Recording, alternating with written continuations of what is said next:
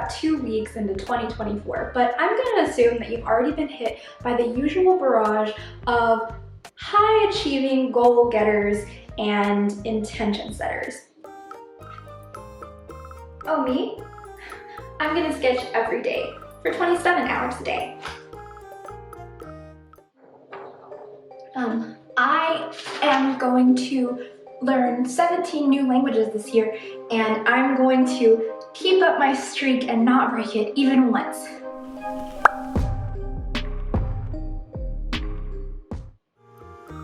I'm gonna gain 200 pounds of muscle this year. Yeah. I'm gonna join the NBA. Aren't you like 4'11"? And a half.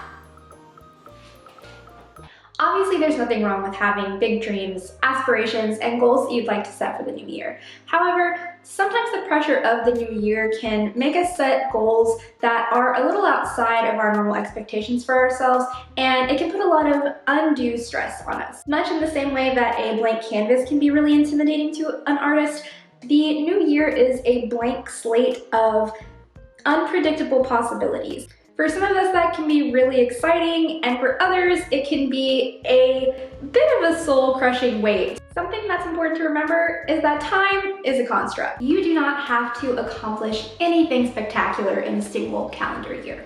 Instead, today I'd like to talk to you about small, actionable goals that you as an artist can make for yourself in 2024. You may or may not be familiar with the structure of SMART goals. S.m.a.r.t. The s.m.a.r.t framework is a pretty helpful resource, but at the end of the day, as long as your goals match up with your larger objective or dream and you're not killing yourself, they're good goals and intentions. Before you start intention setting, it probably goes without saying that you'll want some type of planner or notebook. I really enjoy these little grid dot journals because they're a great space for my ADHD brain ramblings, and then a really simple planner helps me be more concise about what I have going on that day.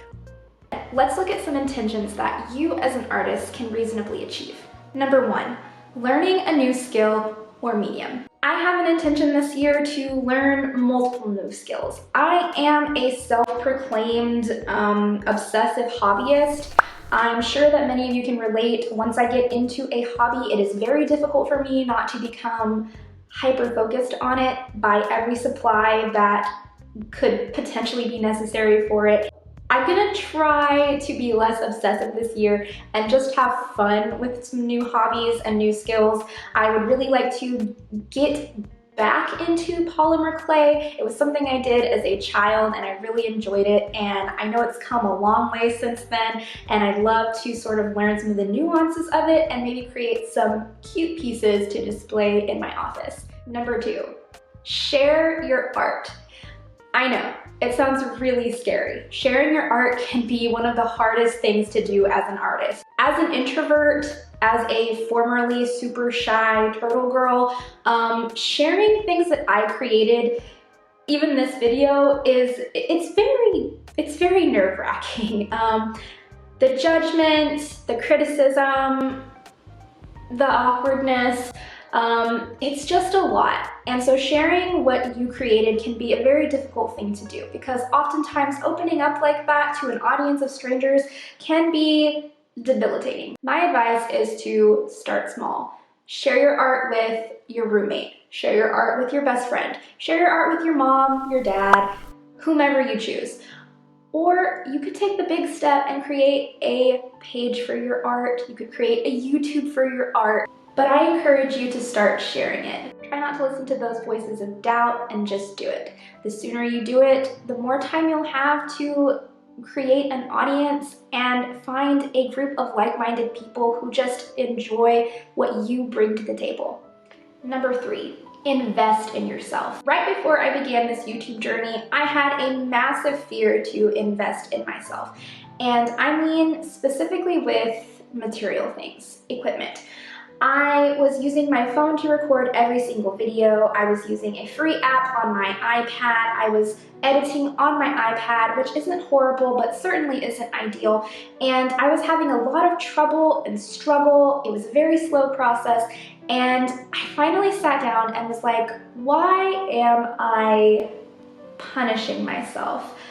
And it was simply due to the fact that I didn't believe in myself enough to invest in myself. I thought that what I had was basically what I deserved. I know that sounds really mean. But essentially, I didn't think that I was worth thousands of dollars worth of equipment. And so I was just using the bare minimum.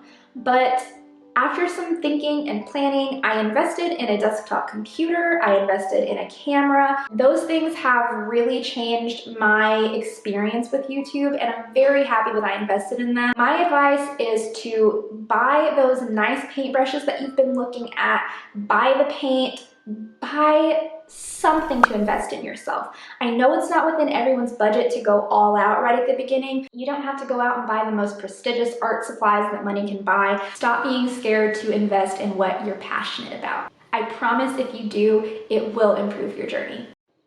Number 4, hone your skill set. I've talked about this before, but as artists, I believe that we should constantly be learning and improving our craft. I know that they always just say practice makes perfect, but really it's more than that. It's not just practice, it's intentional practice. So I specifically this year have an intention to learn anatomy better, to learn how to draw animals better, and to improve with certain mediums that I don't feel that I'm quite a master at yet. I plan on looking into free courses. I plan on doing a lot of YouTube Academy. I just want to learn things this year and improve my art. Finally, number 5, see more art. You don't have to be a world traveler. You don't have to have a passport to see more art. The easiest way that you can do this is simply to go to Instagram and find some new artists to follow. When I created my art Instagram page this past year, one of the first things I did was I went to one of my very favorite artists and I looked at who she was following and I started following them too because I wanted to see more art, I wanted to be inspired, I wanted to have this community of artists that I could interact with. Now, if you can travel, if you have the means, if you have the resources, go to a local gallery.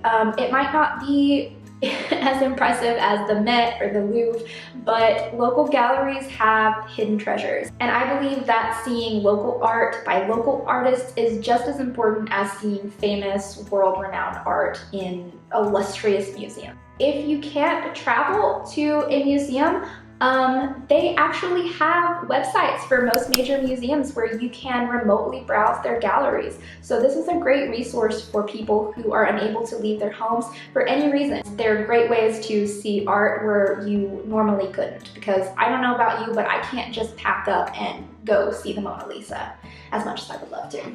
Something I learned recently that I believe is probably one of the most important things that you could remember whenever you are setting goals and intentions for the year is that the best laid plans are ones that you have control over. In the age of social media, it's pretty common to set goals for things like reach 100,000 followers, reach 100,000 subscribers, etc. And I myself was very tempted to say reach X number of subscribers by the end of the year. But when I sat down and thought about it, subscribers are not something that I have direct control over. I can't control every outcome, but I can control my input. So I can control how often I'm creating art. I can control how often I'm sharing art. I can control the content that I create. Believe it or not, you have a lot of control over your success. Maybe not complete control, but you have more power than you think.